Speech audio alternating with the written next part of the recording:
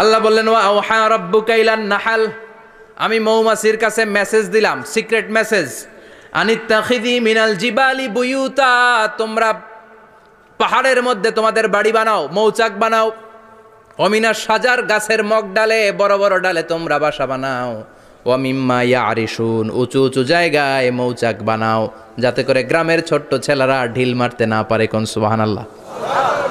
মৌমাছির আল্লাহ শিখাই দিছে। নিচু জায়গায় কোনোদিন মৌমাছির বাসা দেখবেন? নিচু জায়গায় সহজে নাগাল পাওয়া যায়, ধরা যায়। কথা কন, ডাল বে মগ ডালে ওঠা লাগে মধু খাইতে চাইলে। চিল্লায় বলেন ঠিক কিনা?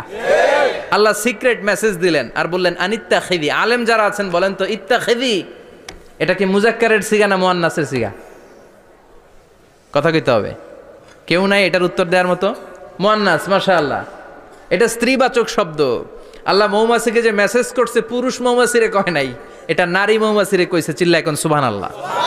এখন গবেষণা করে দেখা গিয়েছে, কার্ল ভন ফ্রিচ একজন অস্ট্রিয়ান বিজ্ঞানী, উনি এটা নিয়ে গবেষণা করে 73 সালে 1973-তে নোবেল পেয়ে গেছে।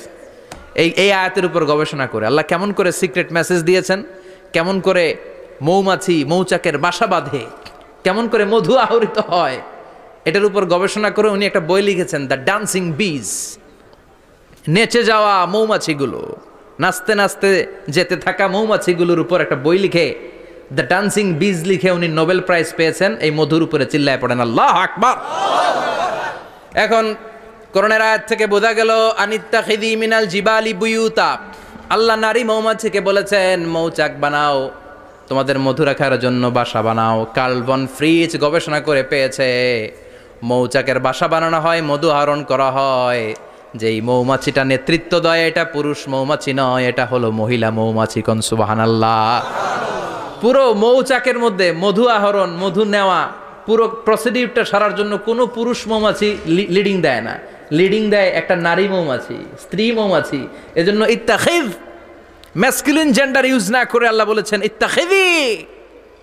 নারী মৌমাছিকে আল্লাহ অ্যাড্রেস করে বলেছেন যাও মৌচাক বানাও, আর এটার মধ্যে মধু আহরণ করো। চিল্লায় পড়েন আল্লাহু আকবার।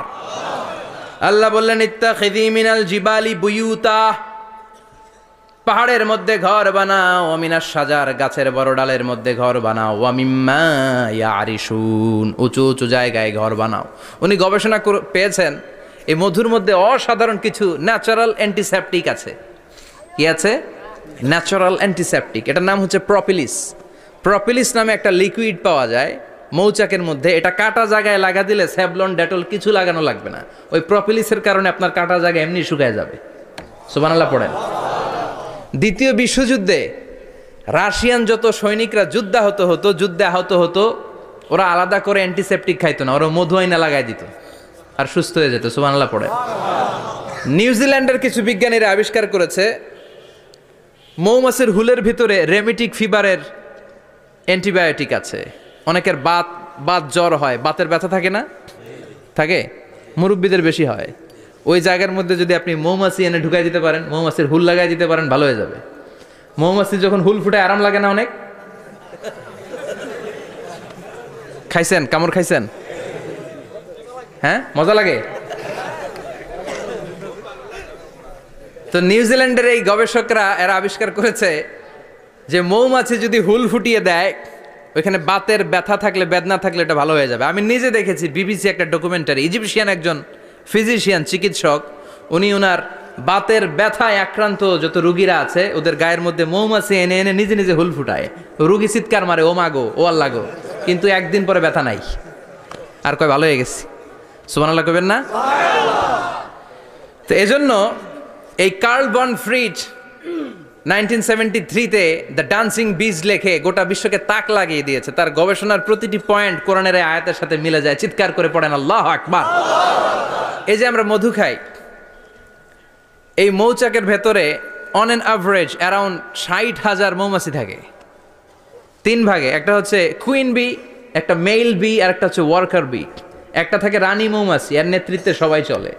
আর একটা থাকে মেল বি, পুরুষ মৌমাছি, বংশ বাড়ানোর জন্য এদের কাজে লাগে। আর সব হচ্ছে ওয়ার্কার বি, সবাই কাজ করে। আল্লাহ বললেন সুম্মা খুলি মিন কুল্লি সামারাত ফাসলুকি সুবুলা রাব্বিকি যুলুলা। আল্লাহ সিক্রেট মেসেজ দিয়ে বললেন গাছের উপরে বাসাবাদ, পাহাড়ের উপরে মৌচাকের বাসাবাদ, উঁচু উঁচু জায়গায় তোমরা তোমাদের বাসা বাঁধো। সুম্মা কুলি মিন কুল্লি সামারাত, এরপর এলাকার যত মিষ্টি মিষ্টি ফুল আছে, ফল আছে, ওখান থেকে রস নিয়ে আসো। সুবহানাল্লাহ। পুষ্পরস সংগ্রহ করে মধুগুলো, এটার বলে sweet nectar. They collect the sweet nectar from the flowers. এবং মধুর মধ্যে এত চমৎকার জিনিস থাকার কারণ হচ্ছে মৌমাছিগুলো ওই এলাকার সব ধরনের ফুল, ভালো ভালো সুগন্ধযুক্ত ফুল ফল থেকে রস নিয়ে আসে। তো ওই গাছগুলোর মধ্যে বনাজি গাছ আছে না নাই? ঔষধি গাছ আছে না নাই? এজন্য মধুরে বলা হয় সব রোগের ঔষধ। যত বনাজি ঔষধি গাছের নির্যাস আর পুষ্পরস আছে, সব আল্লাহ মধুর ভিতরে ঢুকায়া মধুকে আল্লাহ ন্যাচারাল ভ্যাকসিন বানিয়ে দিয়েছেন। চিল্লায়ে পড়েন আল্লাহু আকবার। আল্লাহ বললেন সুম্মা কুলি মিন কুল্লি সামারাত, সব ফল আর ফুল থেকেই নেকটার পুষ্পরস নিয়ে আসো। ফাসলুকি সুবুলা রাব্বিকি যুলুলা, যেমন যেমন গিয়েছিলা পথ চিনায় আবার ফিরে আসো। ইয়াখরুজু মিন বুতুনিহা শারাব, এরপর তাদের পেট থেকে বের হয় শারাব। মুখতালিফুন আলওয়ানু, এক একটা মধুর কালার হয়ে যায় এক এক রকম। কোন সুবহানাল্লাহ। সরষে ফুলের মধু একটু সাদা সাদা হয় না? আমি হচ্ছি মধু খাওয়ার পোক। আমি দেশে বিদেশে যেখানে গিয়েছি ফ্রেশ হানি আমি অনেক খুঁজেছি। ইয়ামানি একটা মধু পাওয়া যায়, ইয়ামানের সাওয়াহিলি এলাকায়, পাহাড়ি এলাকায়, একেবারে কুচকুচে কালো। আবার অনেক মধু আছে কিছুটা খয়েরি এবং হলুদ বর্ণের, কিন্তু সরষে ফুলের যে মধুটা এটা অনেকটা সাদা। এই পুষ্পরস নিয়ে মৌমাছিগুলো মৌচাকের মধ্যে ঢেলে দেয় না, এগুলো খেয়ে ফেলে।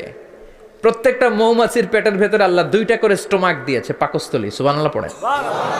এটাই Karl von Frisch the dancing bees বইয়ের মধ্যে লিখেছে গবেষণায়, যে 2টা পাকস্থলী। একটা পাকস্থলী দিয়ে মৌমাছি খায়, নিজে খেয়ে বাঁচে, আর একটা পাকস্থলী দিয়ে এই ফ্লাওয়ার নেক্টার পুষ্পরস সংগ্রহ করে ওই পাকস্থলীতে রাখে।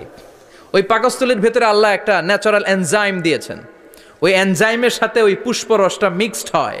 তারপরে আরেকটা টিউব আছে, ওই টিউব দিয়ে মৌমাছি যে সেই বাসার মধ্যে মৌমাছি যে সেখানে সাপ্লাই করে দিয়ে আসে, মধু ঢুকিয়ে দিয়ে আসে। চিল্লায় পড়েন সুবহানাল্লাহ। তার মানে বিষয়টা এমন না ফুলের রস নিয়ে মৌচাকের দিয়ে আসলো, ফুলের রস সে নেয়, তার স্পেশাল একটা স্টোমাকের মধ্যে ঢুকায়, সেখানে এনজাইম দিয়ে পাচক রস দিয়ে আল্লাহ এটাকে সমৃদ্ধ করে দেয়। তারপর আলাদা একটা নল দিয়ে টিউব দিয়ে মৌচাকের ভেতরে ঢুকিয়ে দেয়। কোন সুবহানাল্লাহ। কি অসাধারণ পদ্ধতিতে আল্লাহ মধু বানালেন। আর কি সুন্দর মধু হাতের মধ্যে লয়া জিব্বা দিয়া চাটে আর গান গায়, মধু হই হই বিষা বাইলা। আছে না নাই? আল্লাহ শুকরিয়া নাই? মধু খায় আর গান গায়, মধু হই হই বিষা বাইলা, অনহারনে ভালোবাসার দাম নদিলা। আছে না নাই? ডাকাই। তাই মধু খেয়ে শুকরিয়া করতে হবে কার? বসো, চিৎকার করে বলেন শুকরিয়া করতে হবে কার? আল্লাহ বললেন ইয়াখরুজু মিন বুতুনিহা,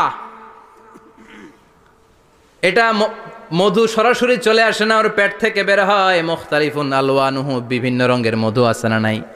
ব্ল্যাক কালারের মধু হয়, হোয়াইট হানি হয়, অর্গানিক হানি হয়, ক্রিমড হানি হয়। কত ধরনের মধু যে আল্লাহ পৃথিবীতে রেখেছে তার ইয়ত্তা নাই। এরপর আল্লাহ বললেন ফিহি শিফাউন লিন্নাস, মধুর ভিতরে শিফা দিয়েছে কে? আল্লাহ। এজন্য বিশ্বনবীর খাদ্য তালিকার মধ্যে মধু আছে না নাই?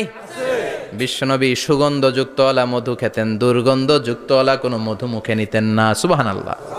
বিশ্বনবীর জামানায় মাগাফির নামে একটা মধু ছিল, দুর্গন্ধযুক্ত, এটা কখনো বিশ্বনবী মুখে নিতে চাইতেন না। সুগন্ধযুক্ত মধু সবসময় বিশ্বনবী খেতেন। বিশ্বনবীর স্ত্রীরা এই সুগন্ধিযুক্ত মধু বোতলের মধ্যে প্রিজার্ভ করে রাখতেন বিশ্বনবীকে দেওয়ার জন্য। বিশ্বনবী প্রাণ ভরে এগুলো পান করতেন। সুবহানাল্লাহ।